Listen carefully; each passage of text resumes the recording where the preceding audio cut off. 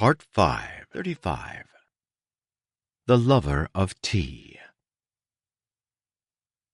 Tress spent the next 3 days trying to devise a way to escape. Surely she'd done all that could be expected of her. She'd protected the crew of an entire merchant ship. She'd managed to set the Crow's Song on a course toward a safe reconciliation for everyone except herself. Surely her conscience would let her flee now? The ship would stop at port to take on water before sailing the Crimson, and she had to find a way off the ship there. Then she could get on with her real quest and let the song go without her. Except... She sat in her room, leaning on her work table and looking at the cups Charlie had sent her while traveling. He'd stayed true to her all that time, going so far as to sail to the midnight sea because he refused to take the easy path and marry one of the women his father wanted him to. He'd gone to his doom because of love. For her. Could she really run? Hoyd was her best lead in figuring out how to reach the sorceress, plus here on this ship she had a crew that would sail the Crimson. And could she really abandon her friends, particularly when they were showing so much faith in her? If she left, who would the captain give to the dragon? Would Crow be left with no recourse but to return to the Verdant Sea and continue her pillaging, murderous ways? Questions like these burdened her. Worry has weight, and is an infinitely renewable resource. One might say worries are the only things you can make heavier simply by thinking about them. The day the Crow's Song finally pulled into port, Tress was on the deck, wind making a mess of her mane of hair, again thinking about Charlie. She missed him a frightening amount. She hadn't realized in their years together how much she'd come to rely on his presence. Not that he'd done anything specific. Charlie wasn't really a do-things kind of person. He was a be-things kind of person. Making decisions was easier around him, as if he were an emotional lubricant easing the machinery of the heart as it labored through difficult tasks. Lately she'd been having trouble picturing him. She could perfectly remember a picture of him hanging above the mansion's hearth. But him? That wasn't so easy, though she loved him. That is not so odd an occurrence. A picture is an object, easy to define and contain, while a person is a soul, and is therefore neither of those things. The island appeared up ahead, breaking out of the Verdant. Duggs called out, excited to go ashore. Even Hoyd seemed to have a spring in his step as he wandered past, wearing, well... All right, I was wearing black slacks with bright white athletic socks. There, you know my shame. My relationship to fashion was in those days akin to that of a 15-pound spiked mace to an unarmored forehead. Before Tress could decide if she wanted to execute her half-formed plan of escape, Laggert sauntered over and tapped her on the shoulder. He pointed toward the captain's quarters. "Crow wants to see you, girl." With a sigh, Tress obeyed. Inside, she found Crow at her desk, holding an exquisite porcelain cup with a floral motif painted across the side. The captain sipped at it and waved toward the seat across the small desk. Tress sat, noticing, but trying not to stare at, the book she'd read earlier. Crow idly tapped it with an index finger as she stared out her porthole. On deck, Laggert called orders for the Duggs to prepare the ship for docking. The vessel slowed and turned, wooden timbers giving soft groans of exertion. "That's a nice cup, Captain," Tress finally said, daring to speak first. "Got it from those merchants," Crow said. "My first official piece of plunder." "We're pulling into port," Tress noted, as if it needed to be stated. "I am, planning to go ashore."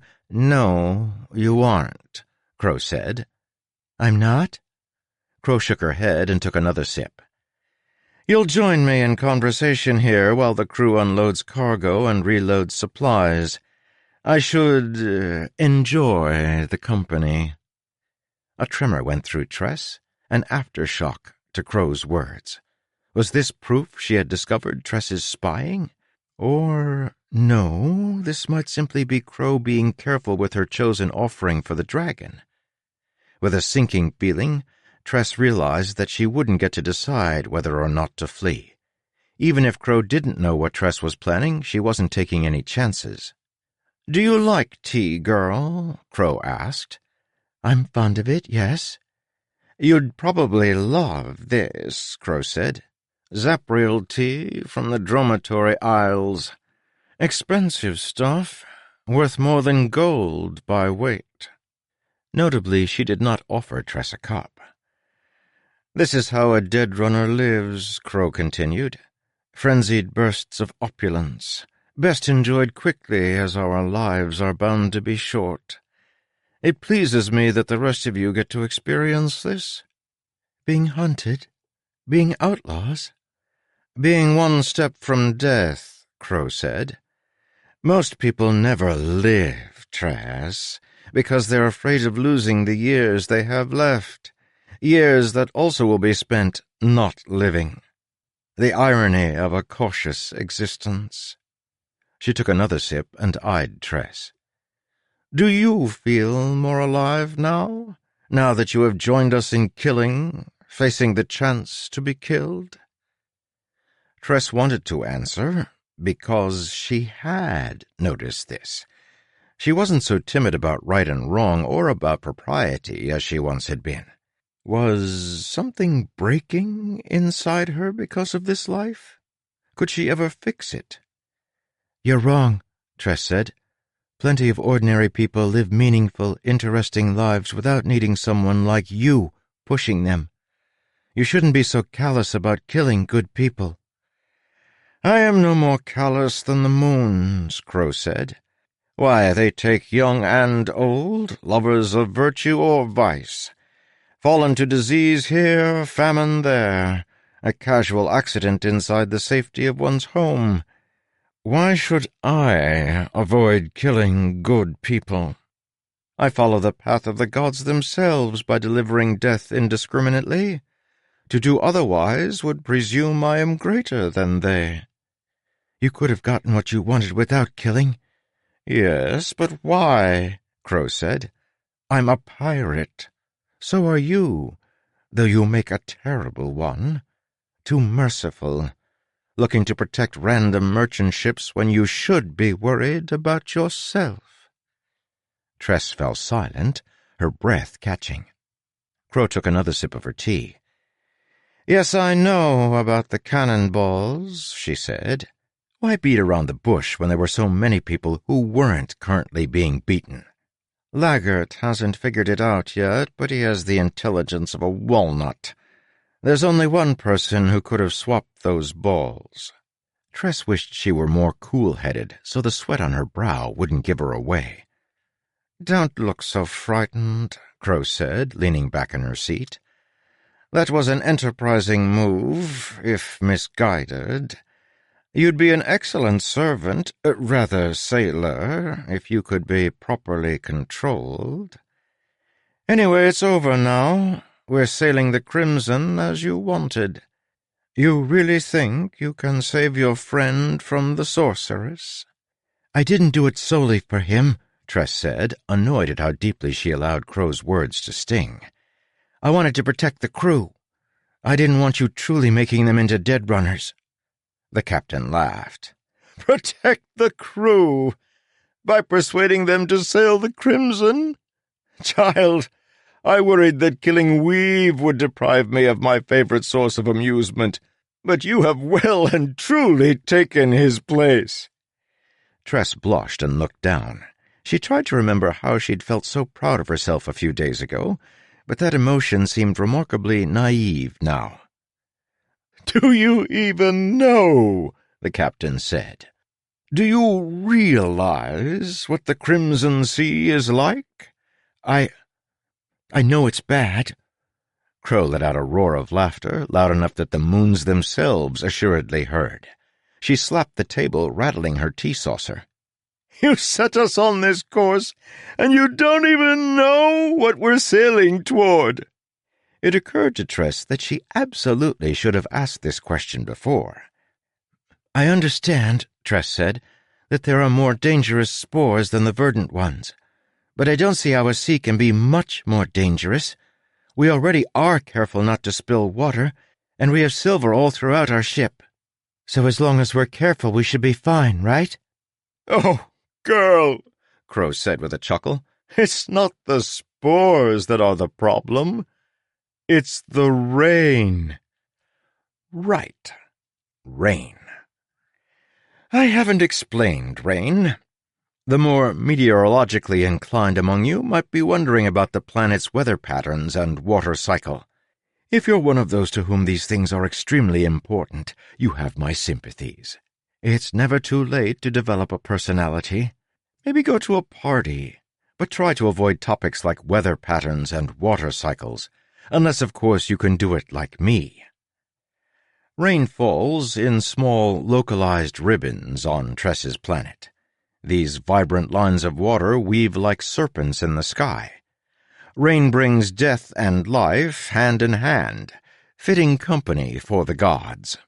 More isolated squalls than true storms, these resplendent displays are best at night. They shatter the moonlight into 1,000 colors.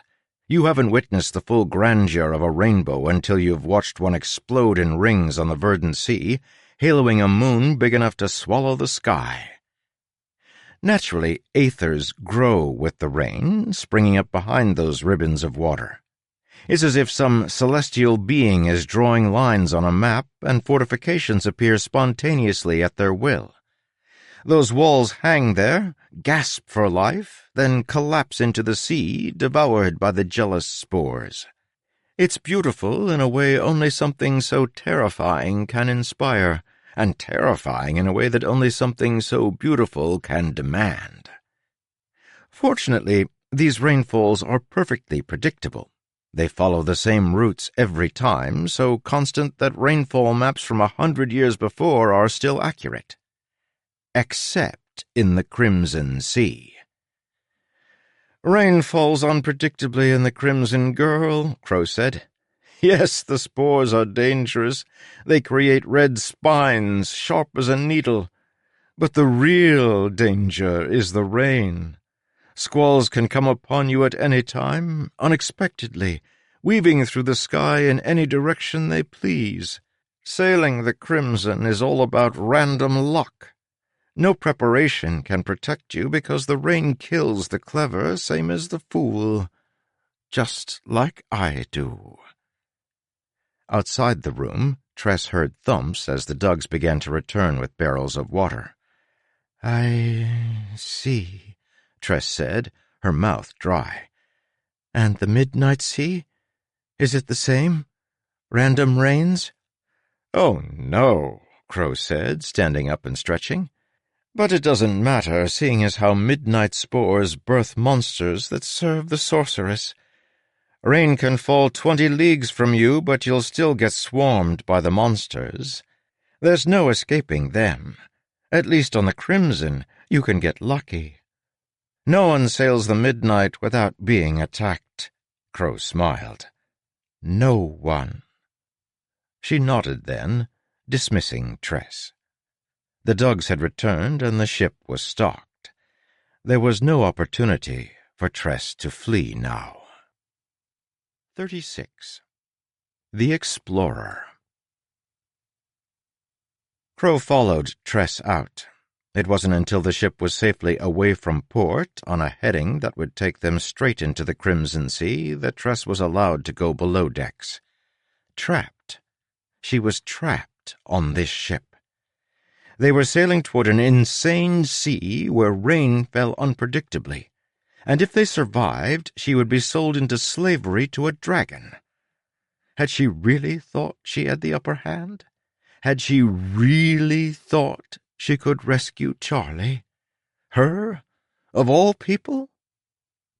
The worst part was he would probably never know what had happened to her.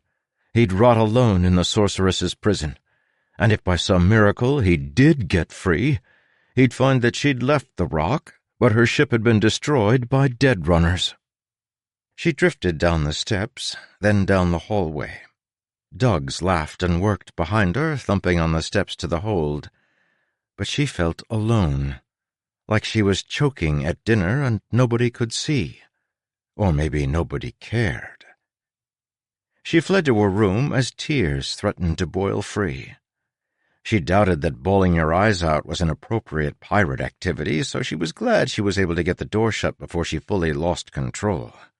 "Whoa," Huck said. He scampered up onto the footboard of the bed. "Hey, Tress, what's wrong? What happened?" I... She shook her head and gasped for breath, unable to speak. It was all suddenly too much. People are like stomachs, you know? They can process some of what you feed them, but stuff in too much too fast, and eventually it's going to come right back up. "What did they do to you, Tress?" Huck asked. "I'll get them back. I promise you I'll bite 'em on the toes." "On the toes?" she asked through the tears, imagining the ridiculous sight. "Yup," he said.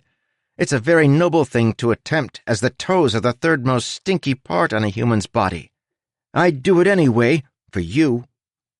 Tress settled down on the bed, staring up at the ceiling as tears crawled down her cheeks. "Tress," Huck said, "really, what happened?" "Nothing happened," she whispered, "and nobody did anything to me. I'm to blame for all of this. The captain plans to trade me to the Dragon of the Crimson Sea. I'm to be payment for a healing. I knew I was in over my head, so why should I be surprised? Why wouldn't I end up trapped on a ship captained by a demon sailing straight toward my own doom? It's what I deserve." She put the heels of her palms to her eyes, rubbing them. Then she felt a distinct bite on her left big toe. "Hey!" she said, sitting up and looking toward the foot of the bed where Huck sat. "Sorry," he said, "but I did promise to bite the person who was responsible for you crying. Also, no offense, but yuck!" She flopped back down. "Don't make me laugh," she said. "I might shatter like a cold glass dropped in hot water." He scrambled along the bed, up next to the pillow, watching her tears. Those were quieter now, but still persistent, like the pain itself. "I went ashore," Huck said. "I hid in one of the bales of cloth the Dugs hauled out, then made my escape while Fort was selling them. He's good, by the way. I've never seen someone haggle like that man. And beyond that, the town was really interesting. Maybe you'd like to hear about it?" She shrugged. "When I'm feeling bad, it's nice to think about something else," Huck said, wringing his paws. "So let me know if I'm helping, or if you want me to be quiet. Sometimes it's better if people and rats are quiet. I know that. At least, someone told me that once. Anyway, I watched Fort haggle, but I was too far away to read his words. I just know he got way more for those bales of cloth than he should have, considering the buyer must have known they were hot. Oh, and afterward he went to meet with a group of deaf people living on the island. There were a bunch of them, and Fort smiled a lot and used his hands to talk instead of the board. I wonder if the other islands have groups like that, and I never noticed. Anyway, the city didn't fly the royal flag. Isn't that interesting? I know we're at the border of the Emerald Sea, but still. The king has always made it seem like there aren't any rogue islands, and we just landed on one. I expected a lot of peg legs and eye patches, but the people seemed normal." "We're pirates now," Tress said, "and there's not an eye patch among us. We're normal too, I guess." "Kind of funny to think about, isn't it," Huck said, "that all the pirates in the world were once someone normal." He fell silent, as if uncertain whether he should continue. Tress, oddly, found that his talking was helping. She'd never been one for wanderlust, but she had dreamed of far-off places and their cups. That part of her genuinely wanted to hear about the island. "You said the town was interesting," she said, turning to look toward Huck. "Interesting how?" "Oh," he said, "they have a bell tower, Tress. I've always wanted to see a bell tower. I overheard some people talking, and they said it has 53 bells. What an odd number, don't you think? I always thought a bell tower would have one bell. It's not a bells tower. Well, I walked all the way around it and snuck a peek through the window, and they have ropes for ringing the bells. You pull on them and make sounds all through town. I doubt they'd let rats pull the ropes, though, even if we could." Tress smiled. A simple act, but only moments ago it had seemed as impossible as flying, or as coming up with a rhyme for bulb. No, really, try it. There was something endearing about the way Huck continued explaining his experiences on the island. He spoke of the most common things: a garden with flowers that smelled good, a pathway where all the cobbles fit together to make a spiral, a drinking fountain that you worked with a foot pedal. The fact that he found these things interesting enough to talk about was in itself engaging. The topic mattered less than his enthusiasm. And so Tress smiled. That didn't banish her worries or her sorrow, but it did nudge those dour thoughts toward transforming into other, less oppressive ones. "And then the girl got her brother wet," Huck said, "by stomping on the pedal when he bent down to drink. Isn't that delightful? Reminds me of being young, when I wasn't on a pirate ship far from home." "You could go back," Tress said. "If you want, Huck. You could leave. You should." "I can't," he said softly. "I can't ever go back to my island, Tress, because my home isn't there anymore." That had the markings of tragedy, so Tress didn't press him for details. Plus, she didn't want to think about the fact that, in all likelihood, she wouldn't ever be going home either. "Does it seem like things were better when you were younger?" Huck asked.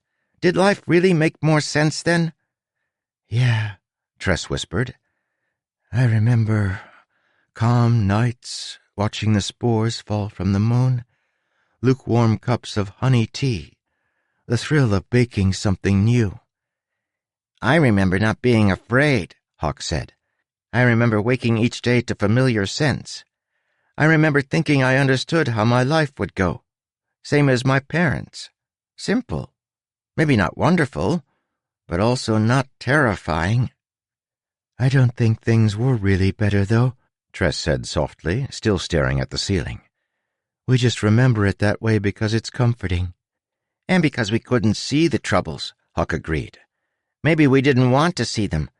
When you're young, there's always someone else to deal with the problems." Tress nodded. Beyond that, memories have a way of changing on us, souring or sweetening over time, like a brew we drink, then recreate later by taste, only getting the ingredients mostly right. You can't taste a memory without tainting it with who you have become. That inspires me. We each make our own lore, our own legends, every day. Our memories are our ballads, and if we tweak them a little with every performance, well, that's all in the name of good drama.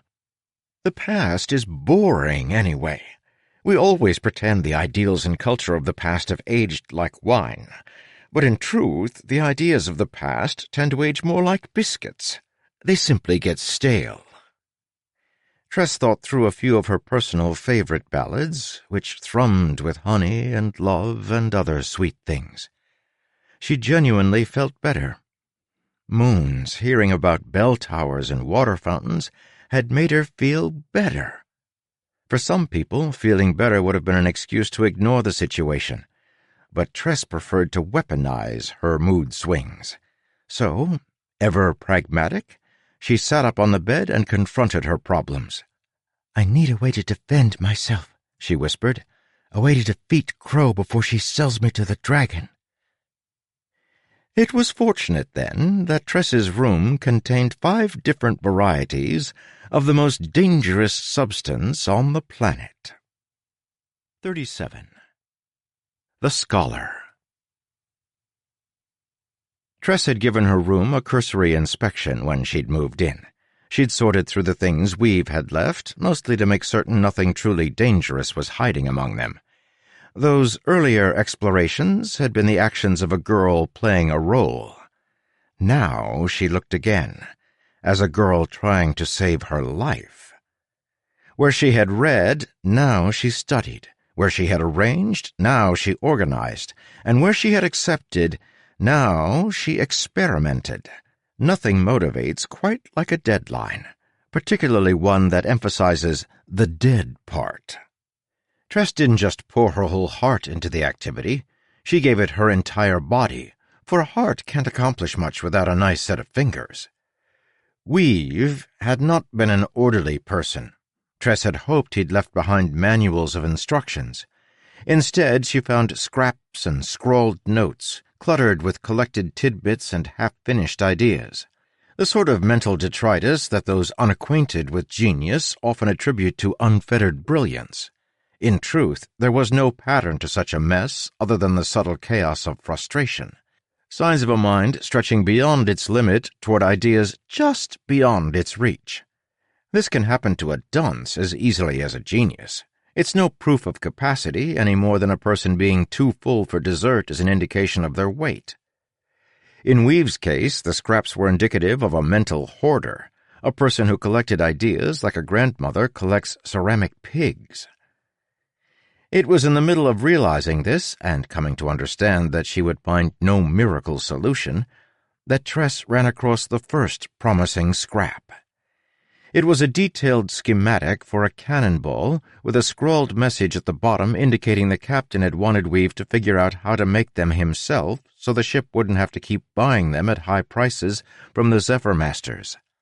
This intrigued Tress. She had a casual interest in the mechanics of cannonballs, like the way you might find yourself interested in the cuisine of a culture whose language you'd been learning. What held her attention, however, was the intricate use of spores inside them. Weave had been stymied.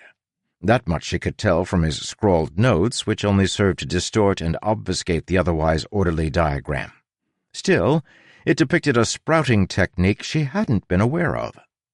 By now you've seen that a cannonball on Tress's world wasn't merely a lump of metal, but a piece of artillery, one I promised to explain in more detail.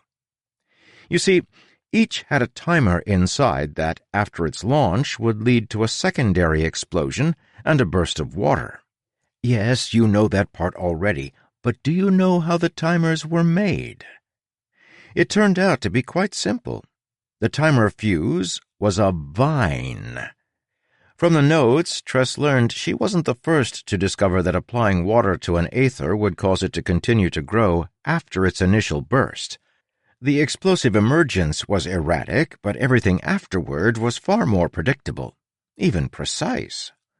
An exactly measured verdant vine would grow at an extremely reliable rate when given an exactly measured amount of water.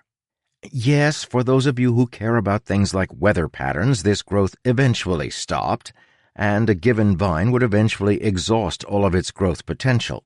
Otherwise, people couldn't very well eat them. Getting the vines to the end of their growth potential was essential for turning them into emergency food. Anyway, the initial explosion that sent the cannonball soaring also broke a small glass container of water inside, soaking a clipping of verdant aether. That vine grew, pushing a plug with a bit of silver on the tip through a short tube toward the central mechanism of the cannonball. This was a charge of zephyr spores surrounding a hollow sphere made of rosite. That rosite, in turn, had wax on the inside, which allowed it to contain, but not touch, a charge of water.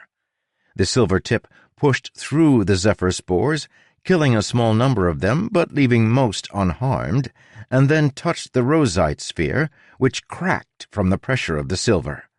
Water flooded out, touched the zephyr spores, and released their explosion, which detonated the entire mechanism violently, shooting out shrapnel and water. "I have seen the modern designs," a note at the bottom said. She didn't think it was from Weave, but the original creator of the diagram, and agree. Impact detonation charges are the future of artillery. She didn't know what that last part meant, but nonetheless she found the diagram ingenious. Here were 3 different aethers working together. Verdant for the fuse, rosite for the water container, zephyr for the explosion. The central sphere didn't break from the initial firing of the cannonball because it was far, far stronger than glass, but it had a built-in weakness in that silver could damage it. In this design, she also discovered that wax could insulate an aether from water. She was in awe, and possible experiments ran through her mind. Now, it should be noted that experimenting with zephyr spores was usually an excellent way to be certain you went home in many small coffins instead of one large one. But, as we've demonstrated previously, Tress possessed a common sense rare to many in her position. The sprouter profession attracts a self-selecting crowd. Normally, this includes uncommon individuals who have somehow survived their natural inclination to jump from idiotic heights into shallow water, or to ride bicycles down mountainsides, or to eat unidentified brightly colored berries. The human species does need a certain amount of foolhardiness. Without that, people would have been too reasonable to do frightening things, like venture close to that very hot orange stuff that turns wood black and makes Tharg's beard smoke. But evolution is not a precise mechanism, and it has resulted in a certain number of people in the population with more nerve than neurons. Spore sprouting was only the latest in an increasingly shiny set of activities destined to neatly and violently cull such individuals from the gene pool. But Tress hadn't sought out the occupation. She'd fallen into it. She was intelligent enough to understand the charts and thoughtful enough to expand upon the ideas, and what she lacked in formal training she more than made up for by being the type of person who used oven mitts even when a pot had been given time to cool down. It was at that moment the exact mix that innovation required. In fact, while some might call what happened next dumb luck, I would term it inevitable. There's no reason, Tress thought, holding up the schematic, why you couldn't make something like this that was portable. Not just a gun. Guns were common, and while useful, not particularly flexible. Could she improve upon that? What would a modular spore gun look like? A note at the bottom of the schematic, again added by the original creator, gave her the last piece she needed. Reference my schematic for flares, which iterates on this design. Moon of meanings! Flare guns! The first few steps had already been taken. All Tress had to do was... A knock came at the door. Such a little interruption, a polite one, of the type Tress associated with her old life. Nonetheless, it shattered Tress's concentration like the thunder of 1,000 cannons firing at once. She leaped to her feet and threw open the door, uncharacteristically prepared to unleash a stream of verbal abuse upon the one who had so callously interrupted her. She found Fort standing outside, plugging the hallway, holding a plate covered with a pot lid to keep it warm. He held up his sign. "You didn't pick up evening mess," it said. "Are you all right?" Tress blinked, then glanced out her room's porthole. It had gotten so dark she'd been squinting to read without realizing it. Soon she'd need to light her lamp, a luxury afforded the sprouter that was denied common sailors. She put a hand to her head, pushing back her hair, trying to track the hours. Had she really been that enthralled? Moan of mercy, she'd been ready to snap at Fort when he'd been so kind as to bring her some dinner. What had happened to her? Had some kind of spell on those papers made the time vanish? Or had she really been that interested? Remarkable. There weren't any cups involved, nor any windows. "Thank you, Fort," she said, taking the plate. She peeked underneath the cover and found the normal crusted slop leftovers. Today's offering might have once been some mashed potatoes and seagull, though it was difficult to tell through the char. She figured the meals probably weren't made of sawdust and rocks, despite the flavor, since she hadn't died from malnutrition yet. "You still owe me for all this," he noted. "Captain never did order me to let you eat, despite your new station." "When we figure out the right payment," Tress mumbled, "can we maybe start letting me have some that isn't scraped off the bottom of the pot?" Fort frowned. "What? Tress, I saved some for you and Hoyt first thing before I let the dogs at it." "You... what?" It hit her like a hammer to the skull. This wasn't the leftovers. This was what everyone ate. Oh dear," she said. Fort had the decency to look down and shrug apologetically. "We took turns after Weave died," he wrote. "I'm the best we have. Anne's concoction left half the crew sick for 3 days. Is that so? Tress said. Well, I think I have discovered a way I can repay you and the rest of the crew for the kindness you've shown me. Cooking here isn't easy, he warned, holding up his palm beside the board after he wrote the words. We only have sea rations. Most of it's stale, canned, or dried. It's hard to make palatable. I think you'll be surprised, Tress said. Come get me tomorrow before you start cooking for evening mess. She trailed off as she heard the bell on deck ring out a warning. That wasn't the 3 heavy strikes indicating another ship had been spotted, but neither was it the call to mess, which was a constant ringing. It was 2 strikes, then quiet, then 2 strikes. What's that? She asked.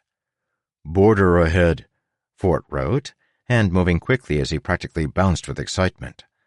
Crimson Sea has been spotted. Want to witness the crossing? Absolutely, she said, joining him in the hall, though she was strangely reluctant to leave her research. That was silly. She had no formal training in academics. Her schooling had ended at basic reading and arithmetic.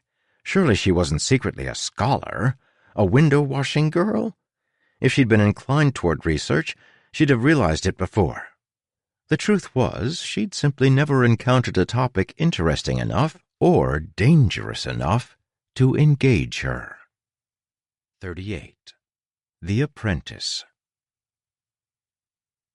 I'm not sure I can recommend visiting the Spore Seas. While there are places in the Cosmere that are more deadly, few are so casually dangerous. Other locations will kill you with a roar or a cataclysm, but the spores, they do it with a whisper. One moment you're enjoying a nice book. The next you take in an unfortunate breath, get a few crimson spores in your system, and suddenly you've turned your skull into a colander. It doesn't happen often, but when it does, it seems somehow more unfair than dying from a lightning bolt or a hurricane. Nature is supposed to announce herself before murdering you. It's only sporting. That said, the Spore Seas do have some sights to sell. Fort made room for Tress by the prow, sending a couple of Dugs to watch from the rigging instead. It was evening, and this far away from the Lunagree, the green dome of the verdant moon drooped low on the horizon behind them, a mirror image to the crimson one ahead, a vast red sphere in the sky peeking over the horizon with the sun hovering above it like an eager sibling. Closer to the ship, just ahead, the verdant spores gradually mixed with the crimson, making a gradient where, from a distance, the center was a deep brown. The vibrant, shimmering red beyond seemed an ocean of blood, like the crimson moon had been shot, and the crow's song was sailing toward its corpse. Tress hadn't given thought to how wrong that color would feel. The emerald moon and sea had quite literally colored everything she'd ever seen. It intimidated her to realize she was leaving it and entering that wounded red ocean instead. She'd been watched by the verdant moon all her life, and a very small piece of her, irrational though it was, worried she'd vanish the moment it stopped thinking about her. As they closed the distance, then crossed the border, Fort leaned against the railing and held up his sign. "You're grinning." "Sorry," Tress said. "It's just that this is terrifying." "You smile when things are terrifying?" "I didn't used to," she said. "I think my brain is intimidated by how insane things are out here on the seas and is trying to fit in." Fort rubbed his chin, but didn't write anything else. She knew he was thinking about her supposed role as a king's mask, and how she wasn't nearly as frightened of spores as she should have been. And again, it wasn't that. She was afraid. At the same time, she hadn't realized how terribly beautiful those red spores would be, nor how strange it would feel to be leaving the Emerald Sea. These were new emotions, and like new flavors, they could be simultaneously terrifying and intoxicating. What else would she have never known about herself if she hadn't left her home island? Worse, how many people like her lived in ignorance, lacking the experience to fully explore their own existence?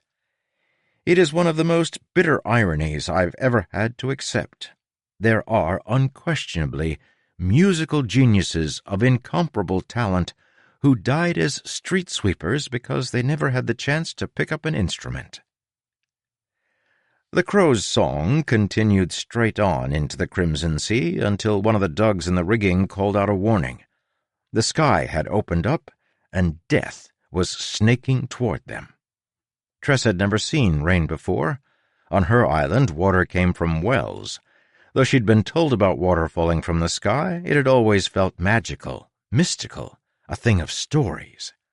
One of those stories apparently wanted to eat her, for the rain came streaking straight toward them, a knot of fast-moving clouds in the sky, trailing an explosion of aether in a line upon the ocean, a vast wall of crimson spikes that grew up and locked together with such force the clacking sound was audible from a great distance. Tress stood mesmerized. Soleil, fortunately, had more experience here, and was already turning the ship when the captain called out an order to do so. They veered hard, tacking to port and swerving, lethargically, back into the Verdant. The rain line didn't give chase, though it did turn upon the border of the seas, racing on ahead, leaving interlocking crimson spines 30 feet tall. Those eventually slumped and sank into the sea, leaving it pristine, calm, like a child who stuffed the broken cookie jar under the counter and assumed all would be forgotten. "Moons," Tress breathed. What if the sea had stilled right then? What if we'd been unable to move?" Fort glanced at his board to read what she'd said. His only response was to shrug. It was the sort of risk they would take, sailing the Crimson. Tress turned toward the quarterdeck where Crow stood near the helm station, taking a long pull on her canteen. She lowered it and seemed thoughtful. She wouldn't dare press forward, would she, with that rain line slithering through the region? "Helmswoman," Crow finally said, projecting her voice so everyone could hear, "kindly take us south a spell along the border. It seems imprudent to enter the Crimson at the moment." "As you command, Captain," Soleil said. Crow swooped down to the main deck, then slammed herself into her cabin. Laggert hurried down the steps, nearly stumbling in his haste, then quickly covered the slip by shouting for the Dugs to get back to work. In minutes they were sailing a leisurely course along the border. Ford excused himself to go scrub some pots, leaving Tress leaning against the ship's rail. Laggert stumped past Tress, then hesitated. "You," he said. "What do you think of this now?" "I honestly don't know," she replied. "I'm still trying to wrap my mind around it all." "I can help with that," Dr. Ulam's voice called from nearby. Laggert grunted. Then he gestured for her to follow. Curious, she joined him on the quarterdeck. Behind the helm and the captain's roost was the aft cannon, set out on its own railed platform like a heavily reinforced balcony sticking out the very back of the vessel. It was a dangerous section of the ship, as it was away from the silver protections. Spores that somehow leaped the gap between sea and deck here would take longer to die. That, of course, was important for the Zephyr spores used as charges. Laggert rummaged in the gunnery barrel, an action that fortunately caused him to look down, because if he'd seen Tress's face, he might have noticed her sudden spike of worry. What was he doing? Was he going to confront her with one of the swapped cannonballs? Moons, she would have made a terrible spy. How could Soleil and the others possibly think she was a king's mask? Tress didn't understand that it is quite possible to be so bad at something it seems implausible. In these cases, it stands to reason that such a person is in fact quite competent, because it takes true competence to feign such spectacular incompetence. It's called the transitive property of ineptitude, and is the explanation for anything you've seen me do wrong ever. In this case, Tress's transitive ineptitude didn't come into play because Laggert didn't see how nervous she was, nor did he confront her with a fake cannonball. Instead, he selected an ordinary cannonball, then held it up as if admiring a beautiful painting, Or, considering the way his bald head on the end of his toothpick neck made him look, perhaps he was wondering if there was any relation. "Now that we're proper pirates," he said to Tress, "I figure we ought to have someone on this ship besides me and the captain who knows how to fire a cannon. The rest of the crew are too useless around spores to be trained. Congratulations." She noticed that despite his bold words, he reached very gingerly into the gunnery barrel and selected a pouch of zephyr spores, holding it pinched between two fingers. He quickly loaded it into the cannon through a latch on the top. "Zephyr charge goes in here," he said, snapping the metal lid closed.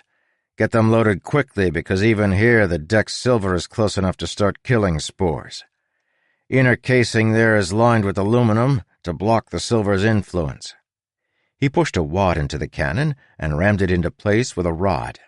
"This rag fills up the bore of the cannon," he explained. "Keeps the explosion from going around the ball, and puts the full force on the shot." He slid a cannonball down the front of the cannon. It thumped into place. "Cannon can't angle too low, otherwise we'd roll the ball out the front." "All right," Tress said. "But, does the captain know you're having me do this?" "I'm cannon master," he snapped. "Captain won't care who I train. You just do as you're told. Besides, a man needs to take care of himself. I don't want to end up wounded, then get sunk because nobody else on this damn ship has the guts to handle Zephyr." So, Laggert didn't know that she was to be sold to the dragon. This struck Tress as odd, since he seemed to know the rest of the plan. But then she realized there was a good chance the captain considered him a backup sacrifice. He was one of the crew members who was least afraid of spores. Laggert picked up a small wooden contraption near the railing, then tossed it overboard. It proved to be a kind of small buoy with a flag, tied by a rope to the ship. As they sailed, it trailed along far behind, like the most conscientious of stalkers. "Take 5 shots a day," Laggert told her. "The best way to get a feel for a cannon is to practice." He started to walk away. "Wait," Tress said. "You're not going to give me any more training than that?" "Training would be useless until you know more," he said. "I'm busy. Figure it out and don't bother me with stupid questions. If you sink a buoy, congratulations. There are more in the hold. Come bother me when you can do it in at most 2 shots, and then we'll talk about some real training." "All right," Tress said, an idea occurring to her. "But maybe I should start with something less expensive and wasteful than full cannonballs. We don't have a flare gun on board, do we? I could try that out first." "What kind of a stupid question is that?" Laggert said. It was identifiably the stupid kind of stupid question, which at least is better than the redundant kind of statement. "A flare gun is nothing like a cannon," he said. "So just do what I told you, idiot." He continued muttering to himself as he stalked off. Tress folded her arms. She'd been planning to spend the evening either studying or trying to figure out how to crack Hoyd's curse. This was an unwelcome intrusion. Still, perhaps there were some advantages. If she was planning to build her own spore-based weapon to fight the captain, there were worse uses of her time than experimenting with a cannon. It was just that Laggert, by refusing to offer any useful training, had ensured she'd waste hours figuring out the basic mechanics of aiming the cannon. Even with this brief delay at the border, she knew her time was short. Depending on where the Dragon's Den was in the Crimson Sea, she had anywhere between a few hours and a few weeks to plan. A solution occurred to her only a moment later. She pushed the cannon forward, as she'd seen Laggert do.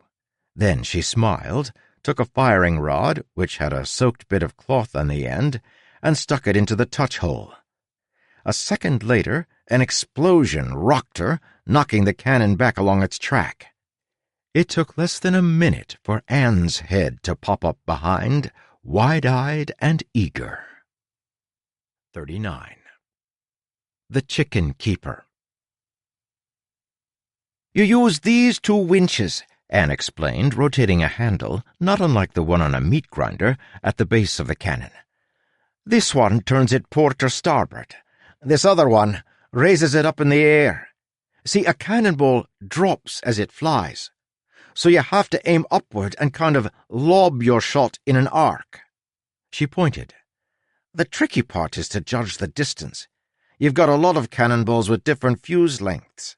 To properly immobilize a ship, you need the ball to explode right before hitting, so it sprays water." "Seems like there should be an easier way," Tress said, sitting on the gunnery barrel. "Like making a cannonball that explodes when it hits something. Then you'd only have to aim for the ship, not judge the distance." "I suppose," Anne said. "Ain't ever heard of anything like that, though." "I have," Tress thought, realizing only now what the diagram in her quarters had been talking about. It had mentioned impact detonation charges. Someone's planning weapons like that. Maybe already built them. It wouldn't be too hard, would it? What if you somehow made a cannonball that was pointed instead of round, so you could fire it tip forward like an arrow? You could then make it so when it hit something, that tip was pushed backward into the center to explode the thing. But a cannonball that wasn't round? Could that even be created? It was kind of in the name, after all. Anne finished cranking the cannon up, then stood resting a hand fondly on the weapon. "Men, what you want to find is a woman who looks at you like Anne looked at that cannon. Because if such a woman exists, you'll want to move to a completely different kingdom, inform the authorities, and watch the post for packages containing random disembodied fingers." "Pardon if this is intruding," Tress said, "but why are you so, "Weird about guns?" Anne asked. Tress blushed, then nodded. "Why are you so weird about blushing when you ask questions?" Anne asked. "I don't want to impose on people." "You should more often," Anne said. "How else are you going to get what you want?" "Well, I mean others shouldn't have to think about what I want. She took a deep breath. "Will you tell me, Anne, why you are so weird around guns?" "Why do you think?" Anne asked. "Any guesses?" "No. I did ask Fort, and he said he thought you must have been a slave or something when you were a child. He thinks firing guns is about controlling your surroundings, having access to power." "Huh," Anne said, settling onto a box of extra cannonballs. "And he's normally so good at figuring people out." "So you weren't a slave as a child, I take it?" "Farm girl," she said. "Raised chickens. It was a great life. You know, chickens are really intelligent and make great pets." "Really?" "Yeah. It's a bloody shame they're so delicious. Any other guesses about me?" "Well," Tress said, "I asked Soleil and she figured that you see cannons and firearms as symbols of authority, so you want to be in charge of them because people take carpentry for granted, and you want a more important job." "Ah, well," Anne said, "that's exactly what I'd expect Soleil to say. She's always been terrible at judging people. Like, really terrible." "I, might have noticed," Tress said. "Please tell me you asked Ulam about me." Tress blushed more deeply. "You did," Anne said, pointing. "What did he say?" "I didn't really understand his explanation," Tress replied. "It, was something about the shape of the guns and cigars for some reason." Anne laughed, a raucous, untamed sound, full of genuine mirth. Tress couldn't help but smile as well. That kind of laughter quickly overbooks a person and looks for additional accommodations nearby. "So what is it really?" Tress asked as Anne's laughter finally died down. Anne shrugged. "I think they're nifty." "That's all?" "All," Anne said. "You can basically define someone by the stuff they like, Tress. It's what sets us apart, you know. We talk about how important culture is, but what is culture? It ain't government or language or any of that hokum. No, it's the stuff we like. Plays, stories, marble collections."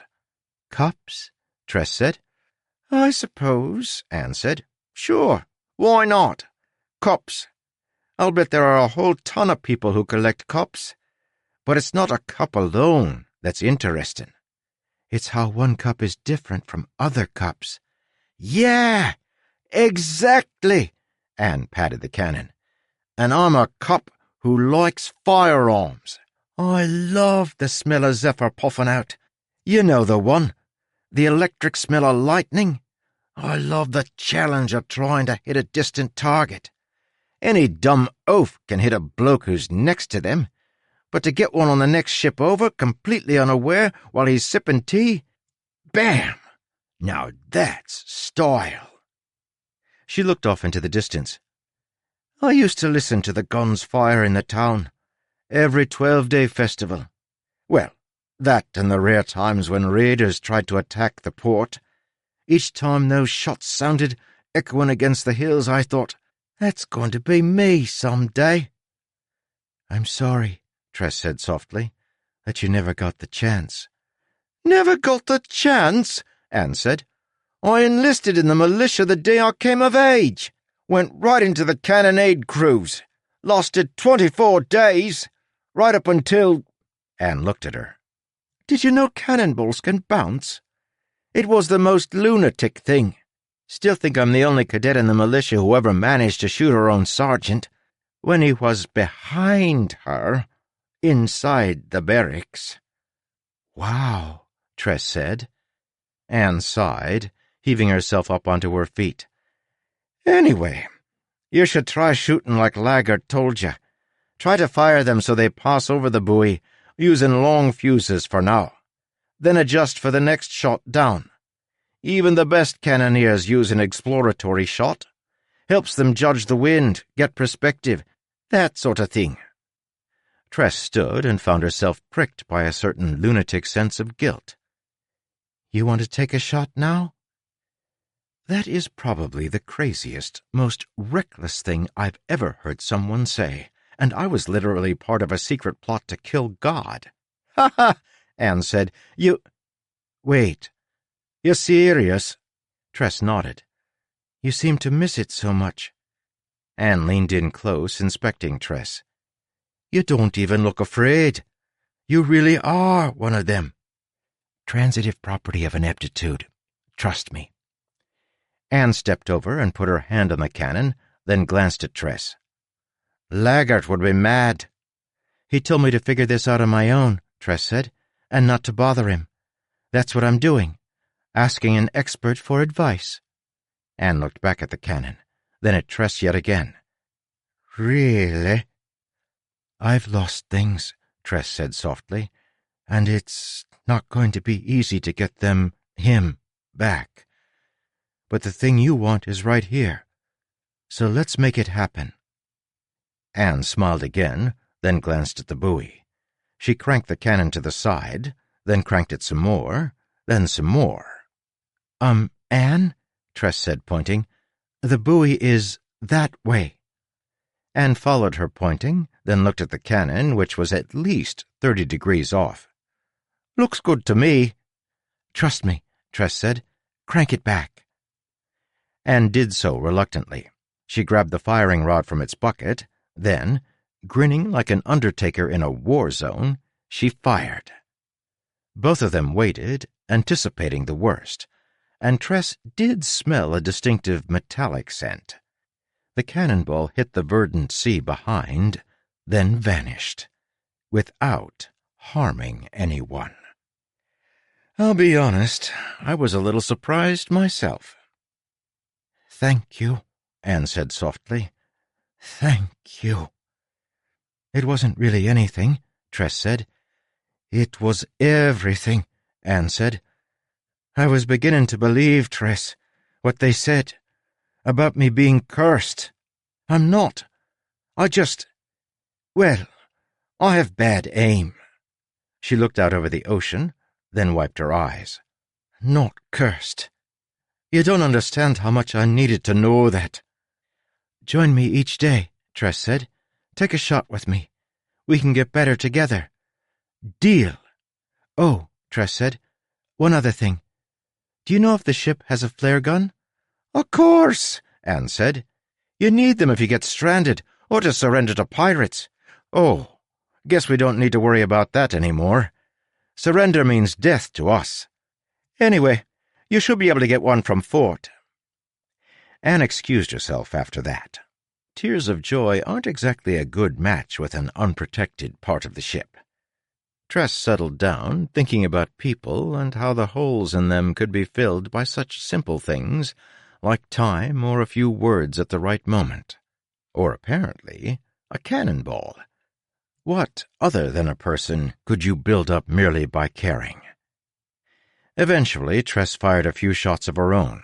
They all missed, too. As she was cleaning up afterward, the ship finally turned upon the captain's order. This time, no rains chased them off as they entered the Crimson Sea. 40. The Chef. The following evening, Tress took stock of the ship's cooking ingredients. What she found was not inspiring. Stale flour, very few useful seasonings, rancid oil. And the ship's oven? Fueled by sunlight spores in a way that made the kiln-like device heat in an impossibly uneven way. A quick test of wet flour on a baking pan proved that. No wonder Fort had difficulty cooking anything without burning it. Indeed, it was possible he did it on purpose in order to cover up the awful flavor of the ingredients. She gave him a look with folded arms, and he shrugged. They didn't need his writing board for that exchange. "All right," she said, handing him the bottle of rancid oil. "Toss this overboard. It's too far gone." He regarded it with a thoughtful eye, the bottle looking much smaller in his enormous hands, held between two curled, broken fingers. He was so big, Tress couldn't help wondering if he was fully human, which was understandable, but, all joking aside, Fort was 100% human. Plus at least 20% of something else I haven't been able to determine. "Trust me," Tress said. "We can make something of the flour, but there's no good use for the oil." "That you know of," he wrote. "You'd be surprised at the things people will trade for." He tucked it away. Together they occupied the ship's small kitchen, which wasn't much bigger than Fort's quartermaster office, though this room had counters running all around with cupboards underneath, broken only by the door on one side and the oven on the other. "Here," Tress said, pushing a small pile of Kulu nuts across the counter to him. "Mash these." "Mash?" "Yes, and do it in the mortar so you don't lose any of the liquid. Kulu nuts have a lot of fat to them, and we're going to need that since the oil is bad." He shrugged, doing as she ordered, while Tress made some small alterations with pans to turn the oven into a steamer. "For a more even bake," she explained at his curious expression. "Steam is a good conductor." "But aren't we making bread?" "Not bread," she said, sifting the flour to check for any mold. Old flour she could work with, but moldy flour? That was far worse. Fortunately, this seemed dry and pure enough. "We need to avoid basic breads. Old flour has a bad taste, but it won't make us sick. So we need something where taste won't be too noticeable. Kulu nut bread should be workable, and we can steam it." He took her at her word, continuing to mash. Over the next hour, Tress found herself falling back into old routines. How many times had she cooked food for her parents using whatever they could afford or scavenge? There was a calming familiarity about doing so again, if on a much larger scale. She hoped her parents were doing all right without her. She'd intended to write to them, but with all that had happened... Suddenly she felt guilty for having wished for more letters from Charlie. If his experiences on the seas had been anything like hers, then it was a miracle he'd found time to send her what he had. Fort didn't fill the time with idle chit-chat, and while you might ascribe this to his deafness, I've known more than a few deaf people who were quite the blabber hands. Fort watched everything she did carefully, and she found his attention difficult to interpret. Was he trying to learn from her, or was he suspicious of her? Uncertain, she popped out the first of her test cakes, sliced off a corner and offered it to him.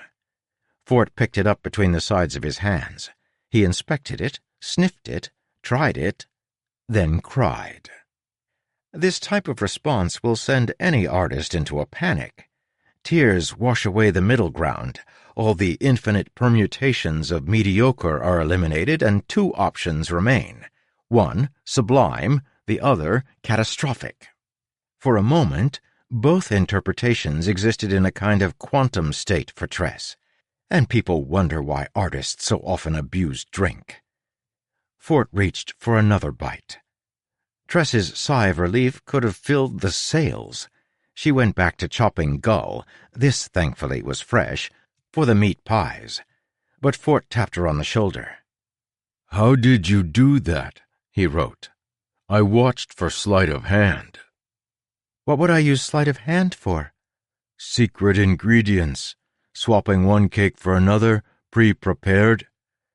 "Are you always this suspicious?" "I'm a quartermaster on a pirate ship," he said. "Well, there were no swapped cakes," she said, "and no secret ingredients other than practice and resourcefulness." He reached for a third bite. "How much," she said as she chopped, "would you say a meal like this each day would be worth?"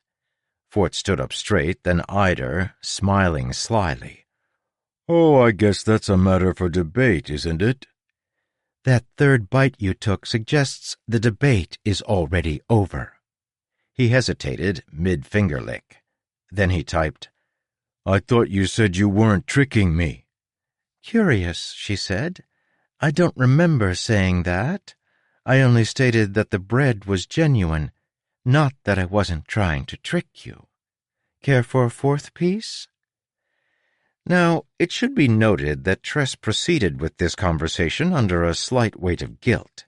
She wanted Fort to like her, and she wasn't generally one to demand trades or payments from friends. Yet she'd watched how he interacted with others. Fort wasn't a selfish man. He'd not only been the one to haul her up that first day, he'd given her food when she needed it. He always seemed to have what people needed, quietly providing medicine, shoes, or even a deck of cards for a dug in need. And he rarely took something of equal worth in trade. Yet with people like Anne or Soleil, he'd bargain fiercely for the smallest items, even ones they should be able to requisition from the ship's stores.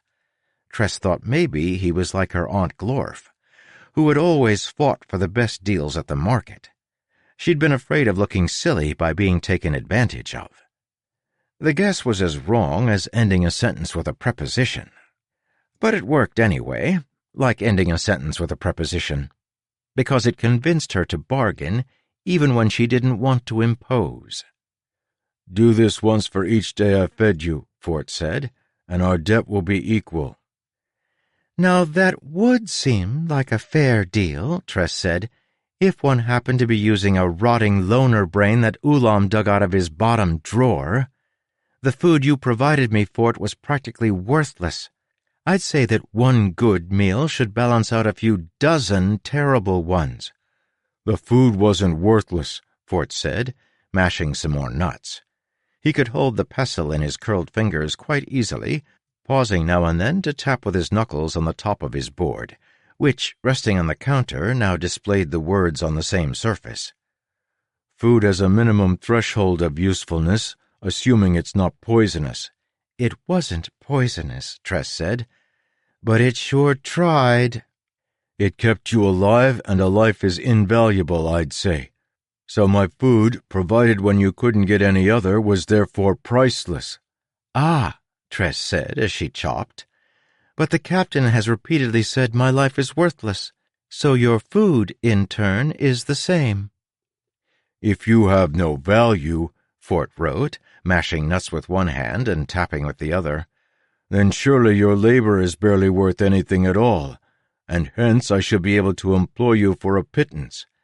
"Well then," Tress said, "I suppose if that's the case, then I'll find some other way to repay you. What a shame." She took the last piece of the test cake before he could grab it, then popped it in her mouth. Oh, moons! She'd forgotten what it was like to eat without forcibly suppressing her gag reflex.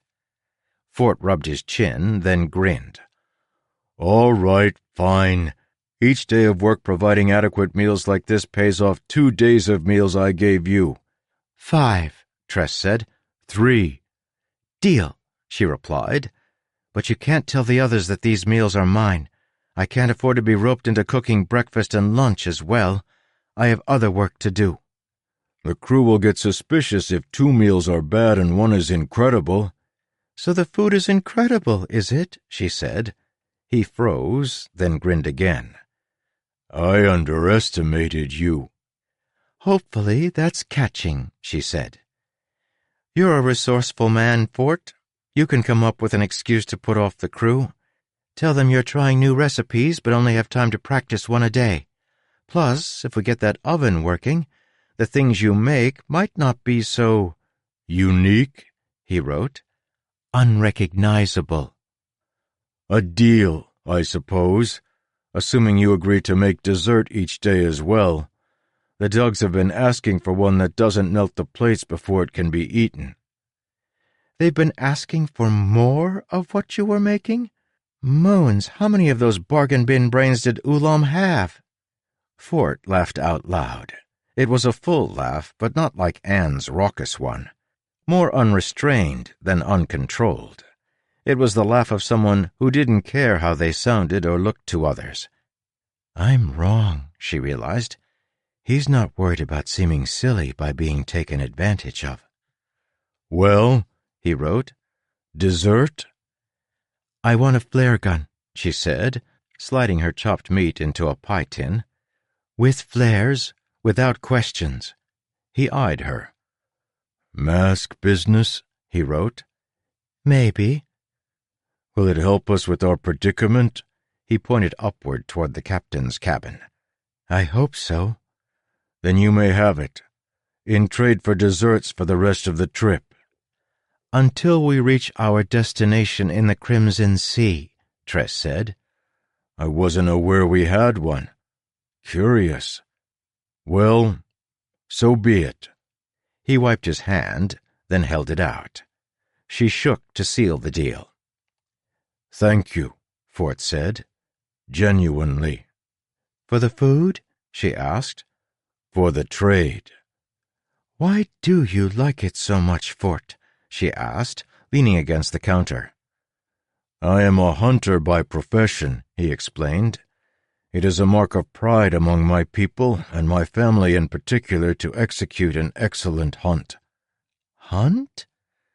"Well, we've broadened the definition over the years," he explained. "Turns out a whole society of hunters doesn't scale well. Who's going to make the shoes, bake the bread, plan the weddings?" He tapped, blanking the board, then continued. "So we choose our hunt when we come of age. This is mine. A worthy hunt, same as my mother. I record each great victory and send them home in letters to be hung in our family hall." "Wow," Tress said. "You're impressed?" Anne laughed. "I am impressed," she said. "Plus, I have a friend who'd love hearing that story. I hope you can meet him someday. Is your trade deal with me today going to go in one of the letters?" He laughed again.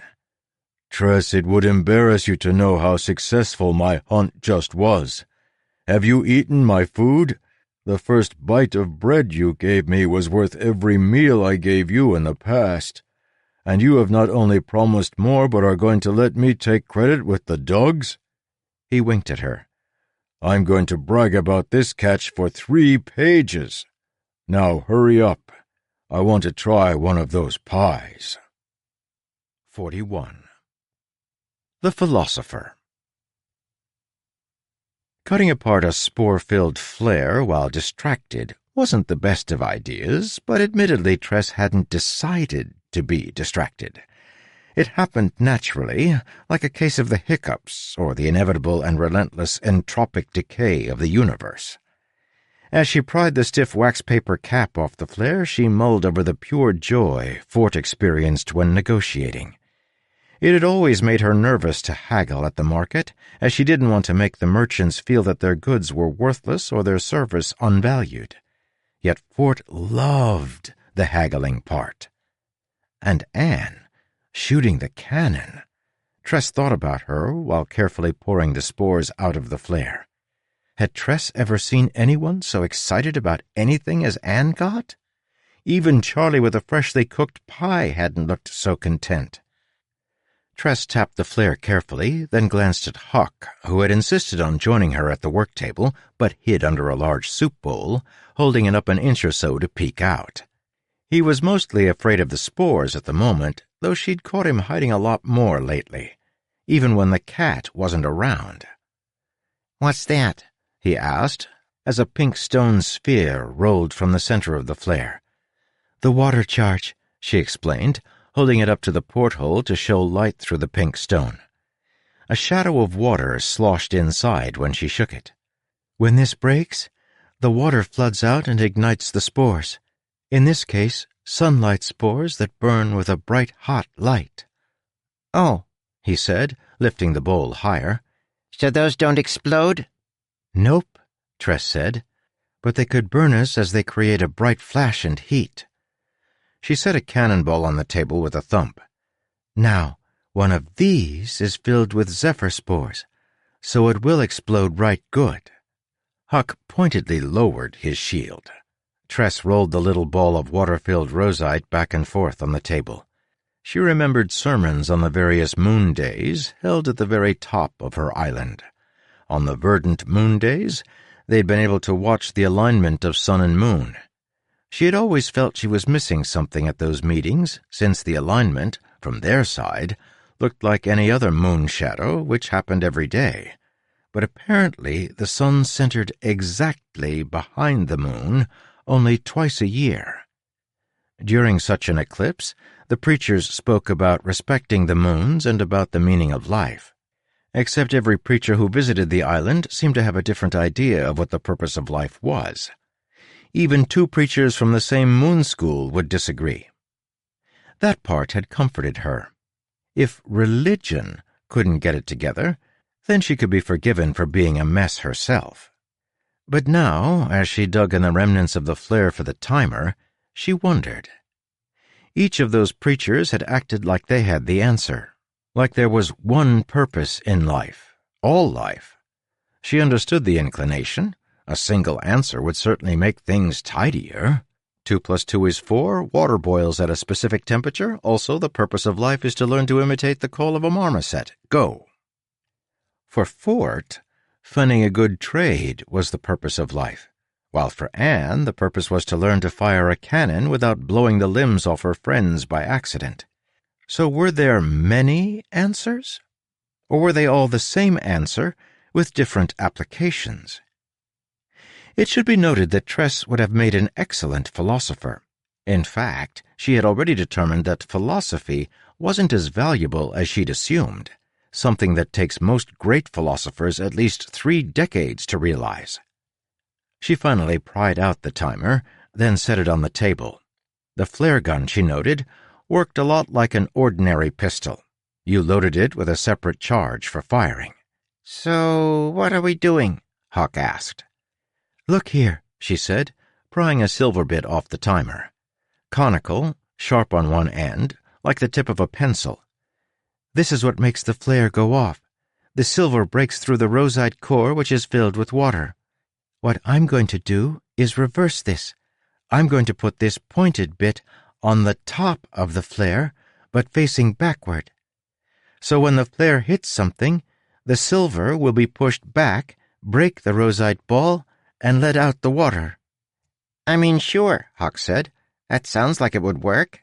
But why?" "I need to find a way to stop Crow," Tress explained. "But as we saw when we attacked those merchants, a normal gun won't hurt her." "And you're hoping a flare will?" Huck said. "Not exactly," she said, then began to rebuild the flare. Not only did she put the silver detonator under the cap instead of at the base of the flare, she replaced the sunlight spores with sand and a few grains of verdant spores. She closed the device back up without the timer, then inspected it.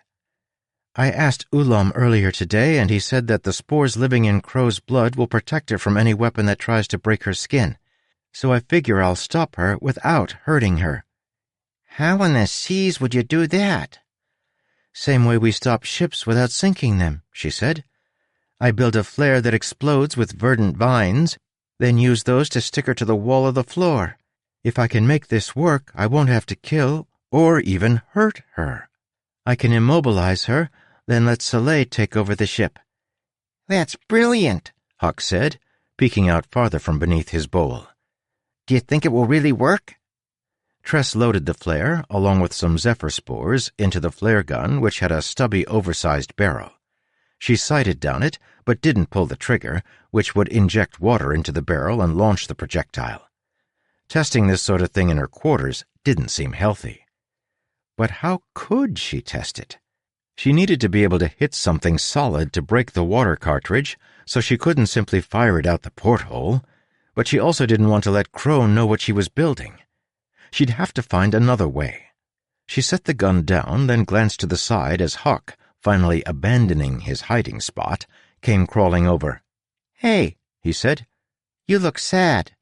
It's all right, Tress. You'll find a way out of this. You're good and you're smart. You'll make it. If I do, she said softly, it will mean consigning Crow to death. Her disease will eat her from the inside if she doesn't make a trade with the dragon. Huck wrung his paws, his nose twitching. He didn't say the obvious thing, that Crow absolutely did not deserve sympathy. Tress knew this already, and he knew that she did. Unfortunately, sympathy is not a valve to be turned off when it starts to flood the yard. Indeed, the path to a life without empathy is a long and painful one, full of bartered humanity sold at a steep discount. To distract herself from what she was planning to do to Crow, Tress inspected the timer that she'd left out in reconstructing the flare. The small device looked exactly like the schematic had described. A bit of verdant vine for a fuse, already grown from spores, and a small glass vial which, being far more flimsy than the rosite bead, would break upon firing. She pried out the vine, then, causing Huck to back up in concern, poured a little water on it. The small vine curled and trembled. She watched it for a time, then figured she should practice with her tools. The vine wiggled a little more vigorously. Tress hesitated, then leaned down closer. The aether grew steadily, though it was still no longer than her finger. Then the tip, the part that was growing, turned toward her. The little vine crept in her direction. Tress scooted to the side. The tip of the vine began growing in that direction instead. Her confusion deepening, Tress scooted her chair the other direction. Again the vine moved, leaving a zigzag in its expanding length as the tip followed her. It was running out of water, so she wetted again. Then she got down low, watching it creep toward her. Was it looking for something? Back home, she'd found some weeds in a dim shed that had somehow survived the salt. Those weeds had all grown directly toward the single knothole of light in the boards. "What are you doing?" Huck said, cautiously approaching. She put out her finger, and the tip of the vine grew toward it, then became a little corkscrew as she made a spiraling motion. It responded to her, not Huck. Because he's a rat, or because he's frightened of it? But she was scared of spores too, wasn't she? Except this little vine wasn't dangerous, so no, she didn't feel afraid. Not at the moment. When she'd used the midnight spores, she'd been attached to the creation. Curiously, she felt something similar at that moment with the vine. A connection. She thought she could feel it searching. It was empty, but looking. Wanting. I understand, she thought to the vine, letting it touch her finger and coil softly around it. Fort had his trades, and Anne her guns. But what did Tress have? She wanted to save Charlie, but that wasn't her purpose. That was her goal. She glanced toward her cups. While she was still fond of them, she had to acknowledge that she really only looked at them these days because they reminded her of Charlie. The cups themselves didn't hold the charm they once had for her. She had seen too much of the world now. not merely the places either. The vine ran out of water and stilled, leaving her finger wrapped, but not with a menacing grip. A light touch, curious, not dangerous. She found it remarkable. How could this be? The entire world interacted with spores, at least dead ones, every day. People feared them with just cause. Yet this one felt more like a puppy than a deadly force of destruction. Could the entire world have misjudged something so common? Though it seemed unlikely to Tress, it was true, and not that surprising. People consistently misjudge common things in their lives. Other people come to mind. Tress wasn't discovering something completely unknown. Indeed, she was realizing why spores and aethers fascinated sprouters. It all had to do with fear. While a healthy measure of foolhardiness drove our ancestors toward discovery, fear kept them alive. If bravery is the wind that makes us soar like kites, fear is the string that keeps us from going too far. We need it. But the thing is, our heritage taught us to fear some of the wrong things. For example, to our ancient ancestors, strange and new people often meant new diseases and the occasional spear tossed at our softer bits. Today, the only things new people are likely to toss our way are some interesting curse words we can use to impress our friends.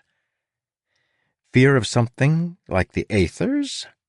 Well, it's as natural as nipples, but nearly as vestigial as the male variety. And when one abandons certain fears and assumptions, an entire world opens up. 42. The Guide. I love memories. They are our ballads, our personal foundation myths. But I must acknowledge that memory can be cruel if left unchallenged. Memory is often our only connection to who we used to be. Memories are fossils, the bones left by dead versions of ourselves. More potently, our minds are a hungry audience craving only the peaks and valleys of experience. The bland erodes, leaving behind the distinctive bits to be remembered again and again. Painful or passionate, surreal or sublime, we cherish those little rocks of peak experience, polishing them with the ever-smoothing touch of recycled proxy living. In so doing, like pagans praying to a sculpted mud figure, we make of our memories the gods which judge our current lives. I love this. Memory may not be the heart of what makes us human, but it's at least a vital organ. Nevertheless, we must take care not to let the bliss of the present fade when compared to supposedly better days. We're happy, sure, but were we more happy then? If we let it, memory can make shadows of the now, as nothing can match the buttressed legends of our past. I think about this a great deal, for it is my job to sell legends, package them, commodify them. For a small price, I'll let you share my memories, which I solemnly promise are real, or will be as long as you agree not to cut them too deeply. Do not let memory chase you. Take the advice of one who has dissected the beast, then rebuilt it with a more fearsome face, which I then used to charm a few extra coins out of an inebriated audience. Enjoy memories, yes, but don't be a slave to who you wish you once had been. Those memories aren't alive. You are. Personally, I don't think I gave proper attention to just how beautiful Tress's world was. To me, it was a backwater planet drowning in the dross of the aethers, which are more useful in other incarnations and far easier to harvest on the moons themselves anyway. And yet nowhere else in my travels have I witnessed anything like those spores. As we sailed the Crimson, I felt like a leaf floating on the blood of a fallen giant. The farther we went, the higher the crimson moon soared, dark and ominous in the day, often haloed by sunlight, a clot upon the light. At night it burst aflame with its own unblinking preternatural glow. At first we were too far away to see the spore fall, but as we closed the distance, the Lunagree appeared. a fountain from the sky pouring down into the center of the sea. The verdant spores had always looked like pollen in the air, but this felt like a lava flow, erupting from the heavens to melt away the planet.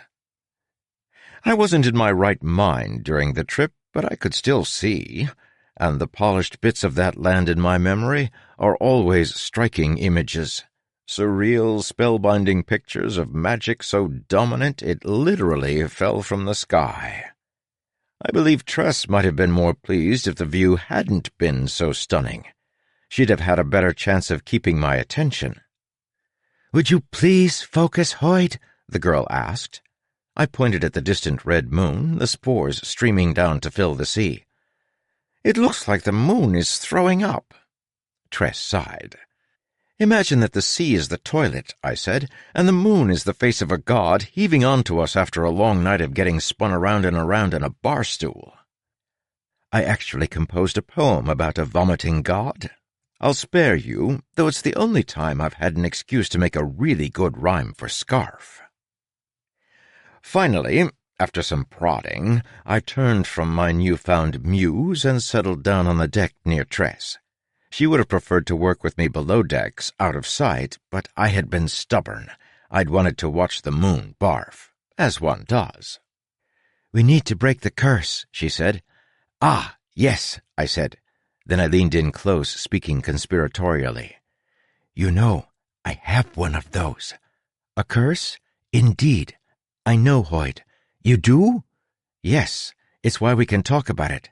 If I didn't know, you couldn't tell me." "I can't tell you something you don't know, but only things you already know?"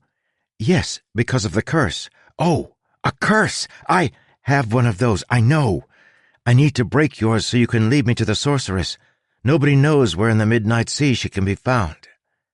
I fell silent. "Hoyt," she asked, "do you understand?"